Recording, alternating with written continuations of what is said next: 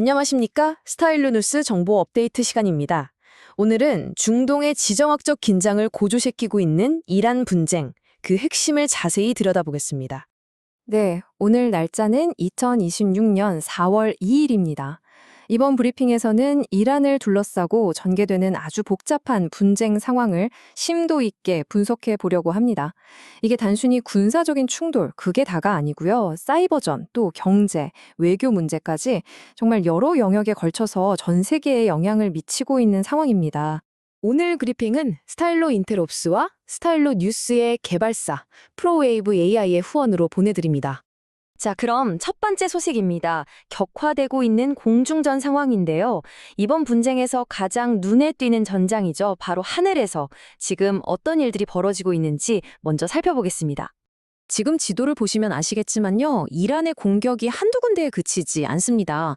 이스라엘부터 시작해서 중동 지역의 미군 기지, 그리고 골프 동맹국들까지 아주 광범위한 지역을 타격하고 있습니다.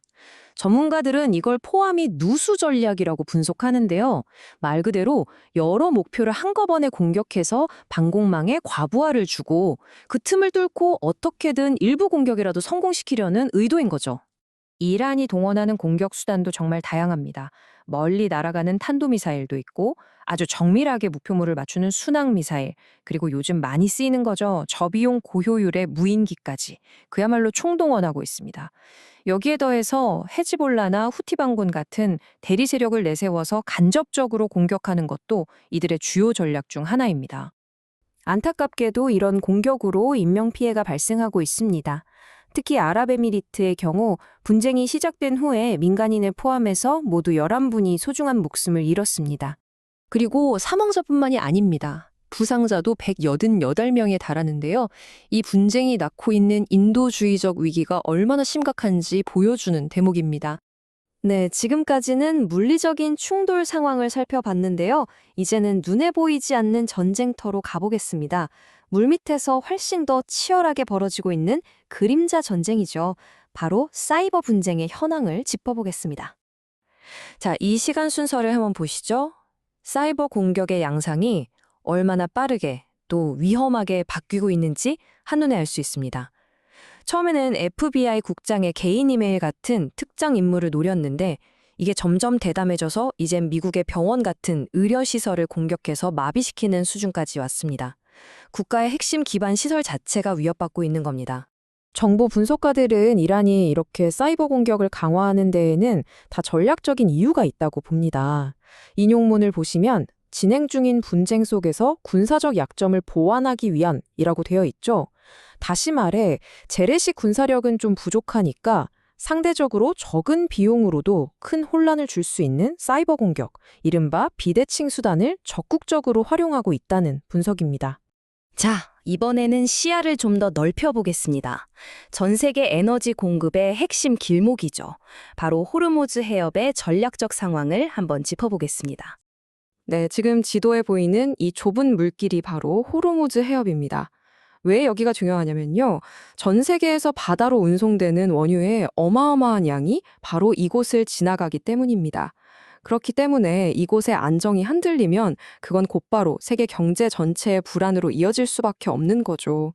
이 호르무즈 해협을 두고 관련 국가들의 입장이 아주 첨예하게 엇갈리고 있습니다. 표를 보시면요. 먼저 이란은 이 해협을 하나의 압박카드로 쓰려는 거죠.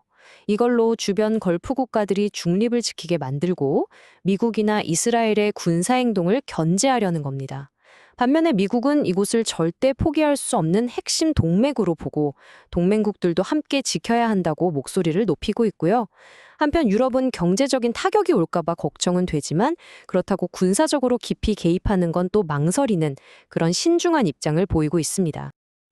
네, 이렇게 한 지역의 갈등이 어떻게 전 세계로 퍼져나가는지 그 파급 효과를 한번 보겠습니다. 이번에는 국제 동맹 관계에 어떤 영향을 미치고 있는지 살펴보겠습니다.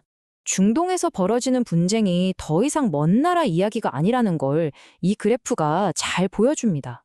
예를 들어 이란이 중동의 알루미늄 재련소를 공격하자 당장 유럽에서 알루미늄 가격이 치솟았습니다.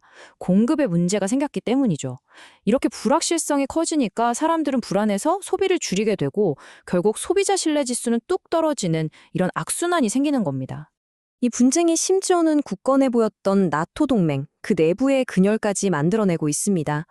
미국 트럼프 대통령은 왜 동맹국들은 가만히 있냐라면서 지원이 부족하다고 비판하고 있고요. 심지어 이 지역 안보에 대한 미국의 역할을 줄일 수도 있다고 으름장을 놓고 있습니다. 반면에 유럽 정상들은 자칫하다간 더 큰 전쟁으로 번질 수 있다면서 군사 개입에 아주 신중한 태도를 보이고 있죠. 이렇게 서로 다른 셈법이 충돌하고 있는 겁니다. 자, 이제 브리핑을 마무리할 시간입니다. 지금까지의 분석을 종합해서 앞으로 우리가 어떤 점들을 눈여겨봐야 할지 전망을 한번 짚어보겠습니다. 앞으로의 상황을 가늠해 볼 수 있는 몇 가지 핵심 지표가 있습니다. 세 가지를 주목하셔야겠는데요. 첫째는 양측의 보복 공격이 계속 이어질 것인가 하는 점입니다. 둘째는 미국이 과연 10,000명의 병력을 추가로 파병할지 그 결정에 달려 있고요. 그리고 마지막으로 이란의 핵심 군사력이죠. 혁명수비대 해군이 호르무즈 해협 근처인 반다르 아바스 인근에서 어떤 군사적 움직임을 보일 것인지 이 세 가지를 계속 지켜봐야 합니다. 결국 이 모든 상황은 하나의 근본적인 질문으로 모아집니다. 분쟁이 이렇게 군사, 사이버, 경제 모든 영역으로 걷잡을 수 없이 번져나가고 있는데 과연 외교적인 노력이 이 확전의 속도를 앞지를 수 있을 것인가? 이것이 앞으로의 가장 큰 과제라고 할 수 있겠습니다. 오늘 다룬 내용에 대해 더 깊이 있는 분석을 원하신다면 스타일러 뉴스 정보 업데이트 팟캐스트를 들어보시기 바랍니다. 평소 이용하시는 채널이나 이 게시물에 있는 링크를 통해서 전체 방송을 확인하실 수 있습니다. 오늘 브리핑은 여기까지입니다. 시청해주셔서 대단히 감사합니다. AI가 제공하는 맞춤형 뉴스가 필요하시다면 지금 바로 www.stylonews.com을 방문해 보십시오.